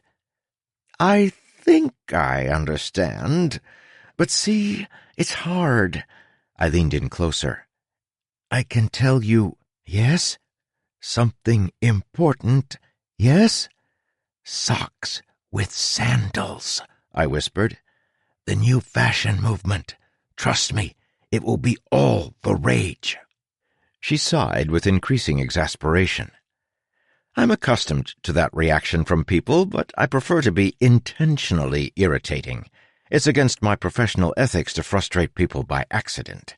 It's like a construction worker making a new road while sleepwalking. The foreman would have a fit. How in the world does one make a sleepwalker take a union-mandated break? Do you wake them up? "Look," Tress said, "I have this paper here, see? And I've written down a lot of words that I think would have to do with curses. Are there any you can't talk to me about? If so, that will give me a clue." It was a workable idea. I would have been impressed if I hadn't been distracted by wondering whether anyone had made clothing out of napkins yet. Tress handed me the list of words. I studied them, cocked my head to the side, then nodded. "Anything?" she asked. I declared, "have apparently forgotten how to read." Showing legendary patience, Tress took the list back and read the words to me. I repeated them. "Well?" she asked. "I definitely have heard some of those words before," I said. "Now, I forgot the rules. Is this the game where I draw a picture of the word, or is it the game where I act them out?" She groaned and lay back on the deck, her head thumping the wood. "Could you maybe lead me to the sorceress without getting your curse broken?" I fell silent. "Hoyt?" I smiled at her. I'd blacked out one of my teeth to make it seem like it was missing, as I figured that must be quite fashionable. A number of the dogs were sporting the look, after all. "Maybe I could say letters to you," she said, "and you could think of the way to break your curse. I could ask you, is this letter in the word? Theoretically, you won't be able to say yes if it were." This one wouldn't have worked. It was an easy enough workaround that the sorceress had thought of it and had basically programmed the curse to forbid the person from confirming words this way. In addition, in this specific instance, well... "Letters," I said. "Spelling words, reading." "Right," Tress said. "Right." You never answered my question, though. Could you lead me to the sorceress, even without being uncursed?" I fell silent. A part of me was hoping she'd notice how loud that silence was. "Wait," she said, sitting up. "Every time I talk about sailing to see the sorceress, you get quiet." "Do I?" I asked. "Those are the only times when I've been around you that you haven't had anything to say." Her eyes widened. "Hoyt, you can't talk about the sorceress or her island, right?" I, notably, was unable to answer. "Hoyt," she said, "can you talk about the King's Island?" "I've been there once," I said. "Have you heard the story about the King's Tosher? I don't really remember it, but it has poop in it, so it must be funny." "Talking about visiting the King's Island didn't make you shut up," she said, "but talking about the sorceress's island did." She stood up. "I need a map." And there. After only a few days of trying, she'd discovered more about helping me than Oolom had in our year together. That stupid shapeshifter was enjoying this. I swear they've all been getting weirder ever since Sazed released them. Anyway, Soleil was at her usual post, guiding the ship deeper into the Crimson. She didn't have a map of the Midnight up there, but, upon Tress's request, she sent a Doug to fetch one from her quarters. It wasn't particularly detailed. None of the maps of the Midnight Sea are. Fortunately, the shape was roughly correct, since all of the seas are basically pentagons. Tress started pointing to places on the map and asking, "Hoyt, I'd like you to guide us here. Could you do that?" Each time I told her some terribly interesting fact about a place, such as having walked there wearing butter instead of shoes. Until she reached a specific point. When she asked about that one, I fell silent. When I stop talking, people often act happy. It's a hazard of my profession. But this time it was different. Tress pulled the map to her chest, her eyes watering. She knew where the sorceress's island was. Near the border of the Midnight Sea and the Crimson Sea, perhaps half a day's sail inward. It was the first concrete piece of information she'd found, the first real step toward rescuing Charlie. It was a beautiful moment that was ruined as a sudden line of rainfall appeared on the horizon, then shot straight for our ship. 43. The Musician. I know that sailors fear storms on your planet. It's common among all seafaring cultures I've met. Interestingly, most also ascribe, or in their past used to ascribe, volition to storms. They never simply are, they want something. The weather patterns on Tress's world aren't specifically invested, so they aren't self-aware. But you wouldn't have known that from the way the rain came straight toward the crow's song. Tress stared at it, growing numb, the joy of her grand discovery fading. It could all end right here, couldn't it? All her struggles, her preparations, it could simply end. The crow's song could vanish in the rain, speared through at 100 different angles, then pulled into the deep. And Tress was powerless to do anything about it. Moments like these bring wind and rain to life. We need purpose. It's the spiritual conjunction that glues together human existence and human volition. Purpose is so integral to us that we see it everywhere. Sky gods making thunder with their shouts or causing lightning to fall with their steps. Winds named and granted different intentions and motives depending on the direction they blow. Rains withheld, granted, or sent to destroy depending on the turning of celestial moods. A storm is not an object like a box or a tree. Even to the more scientifically minded, storms are more notion than numbers. When does a drizzle become a downpour, and when does a downpour become a storm? There's no firm line. It's about how you feel. A storm is an idea. It's much more powerful that way. Watching the rain bear down on her, crimson spikes marching behind it like the crossed spears of royal guards, Tress wanted it to be a deliberate act of the moon's. She didn't want her death to be meaningless. The ship lurched to the side, making Tress stumble. She cried out and grabbed the rail, then quickly snatched the map of the Midnight Sea before it could blow away. Another lurch of the ship sent her stumbling the other direction. It seemed random to her, but Soleil was calling orders nearby, and the dogs obeyed, managing the sails. Soleil didn't particularly care if her death was meaningless or deliberate, so long as it was a long time coming. As I mentioned, on your planet you may be accustomed to the helm position on the ship being relatively unimportant. Not so on the Spore Seas. The ship lurched again, wood groaning, canvas rattling. A sailing ship isn't like most vehicles.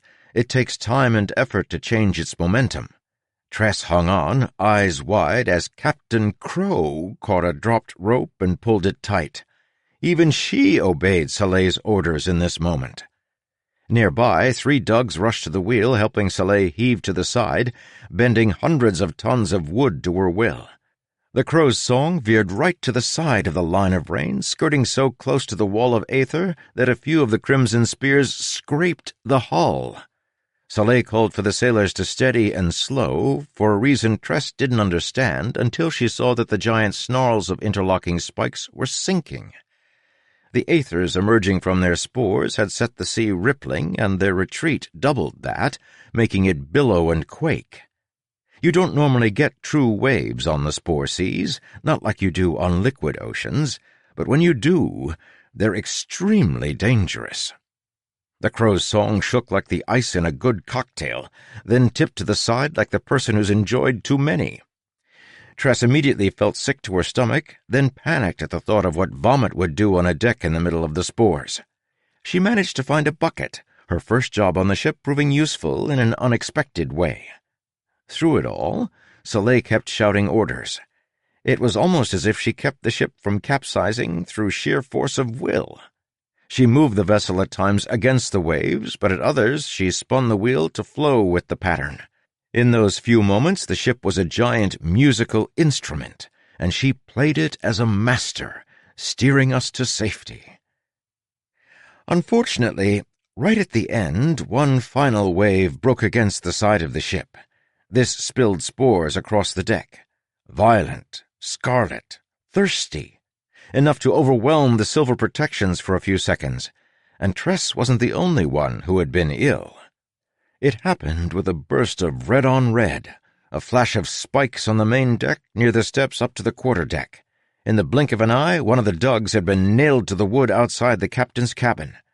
I'll leave off crass comparisons to pincushions and just say this. I've never seen a man bleed out so quickly. But I've also never seen a man with so many places for the blood to escape.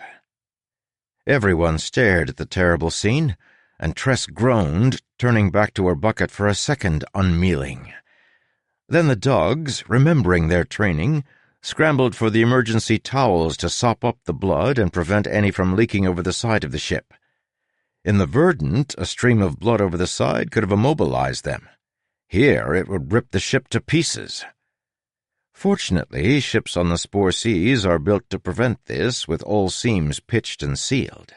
The silver eventually did its job, and everyone walked across dead gray spores, grinding them against the wood. In the midst of this dreary scene, the ship ground to a halt. The stilling had arrived. I'll admit to feeling uneasy even now about those days crossing the Crimson. I know the cosmology and arcanum of Tress's planet quite well, and I'm confident that no entity directs its storms. And yet, knowing is not always believing. The 24 of us on deck turned as one to watch the rains veer and inexplicably bear down on us again, relentless. Water in front leading a charge of violent aethers behind, wide as 3 ships beside one another. A storm is a living thing, even when not specifically invested, because life, as a concept, is a human construct.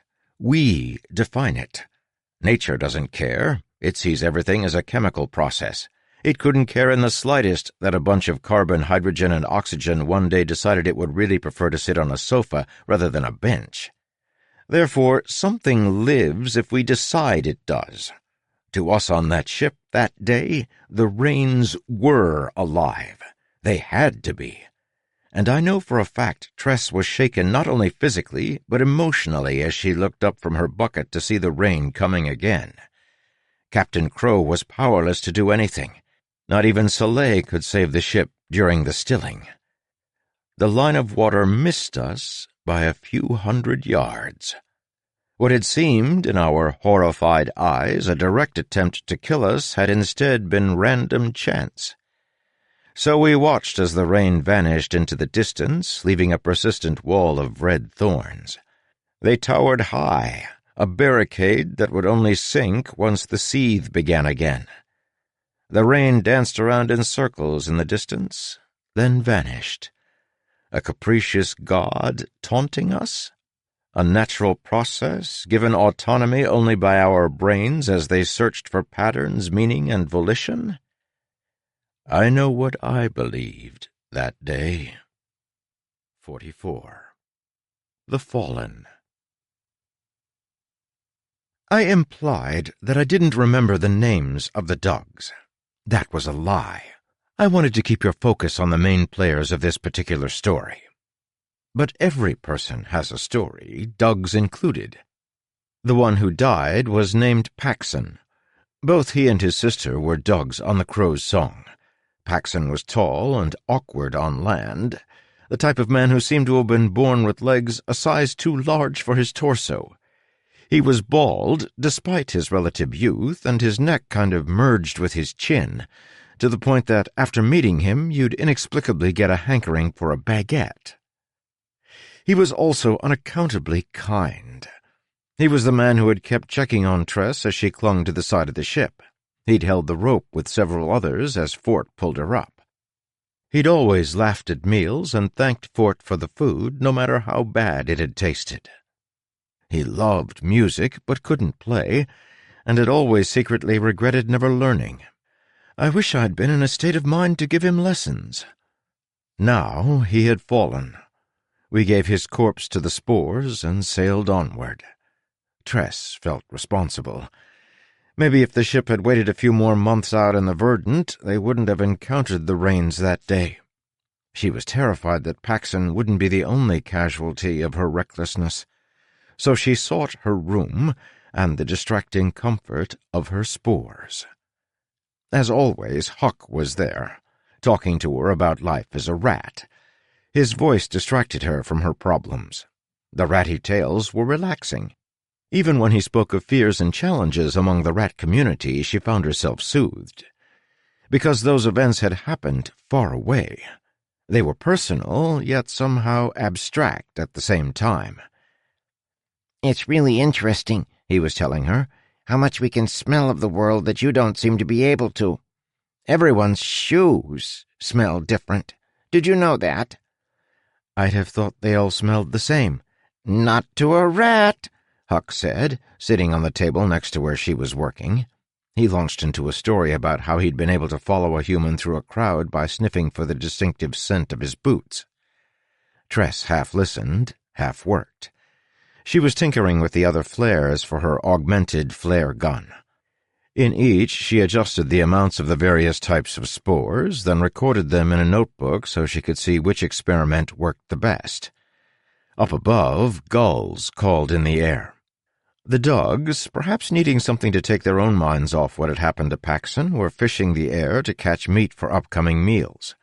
Plus, birds were very rare on the Crimson, so you moved when you had the chance.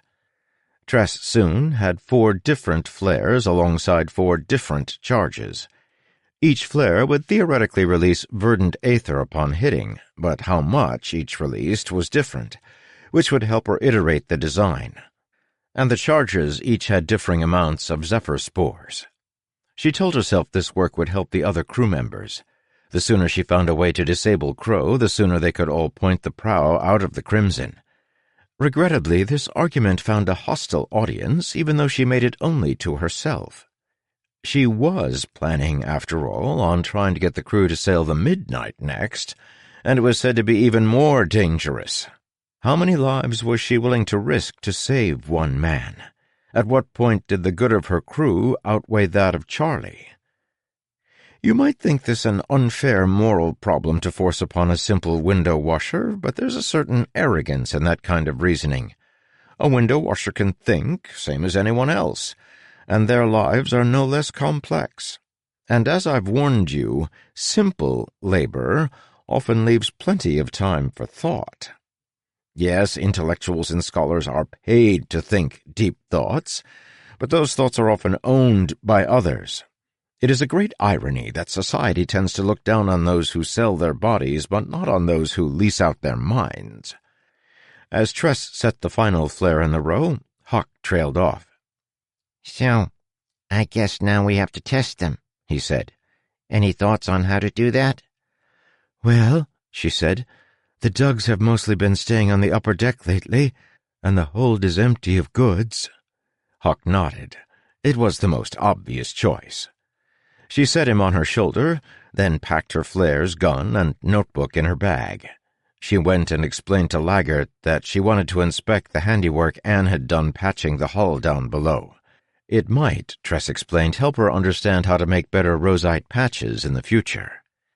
It was an unremarkable lie, but if Laggert saw through it, he likely thought she was trying to make work to stay busy. The cannon master gave his permission and said he'd keep anyone from bothering her. The exchange was so relatively pleasant, Tress briefly wondered if something was wrong with him. On her way down, a Dug called from the rigging, pointing into the distance. Another rain line had been spotted.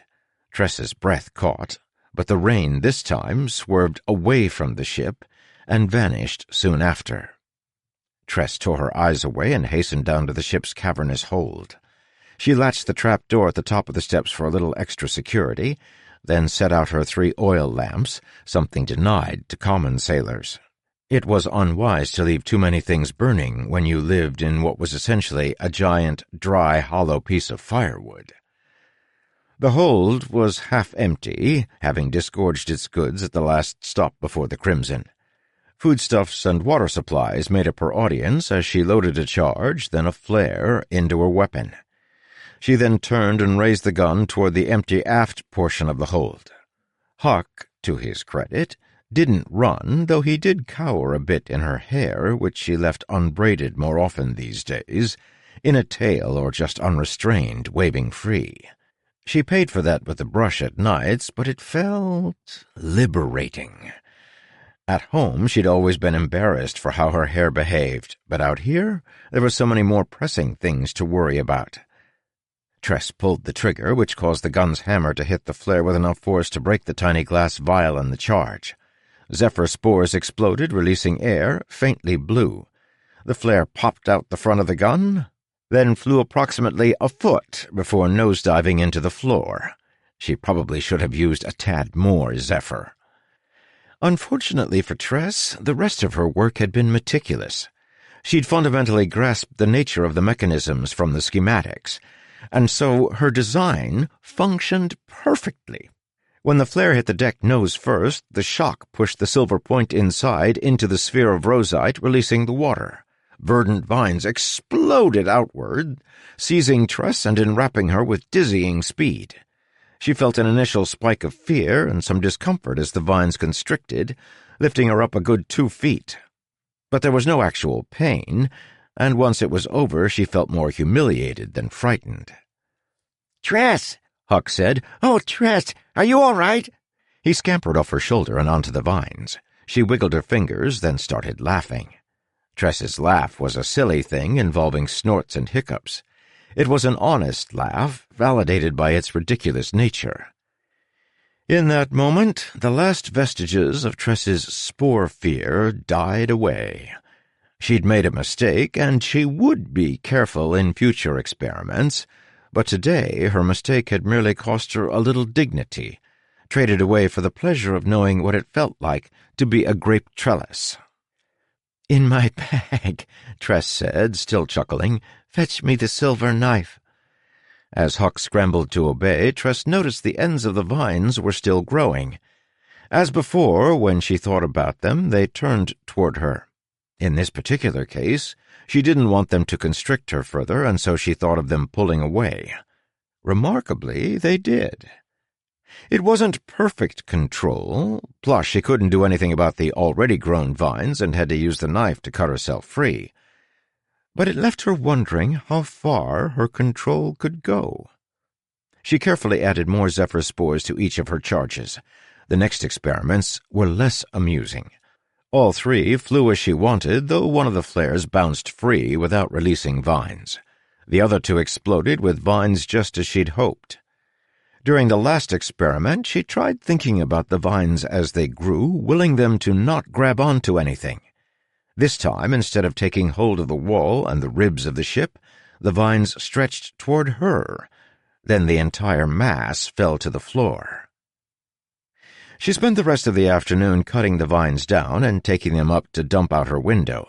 She hid everything incriminating in her room with Hawk, chastising herself for forgetting to lock the door on her way out earlier, and rushed to help Fort with the day's dinner.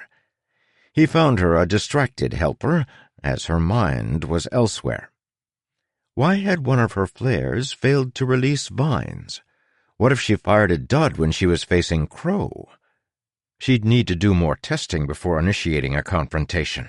But she finally had a weapon. A surprise. Crow was looking for someone who didn't fear the spores, and that was just what she was going to get.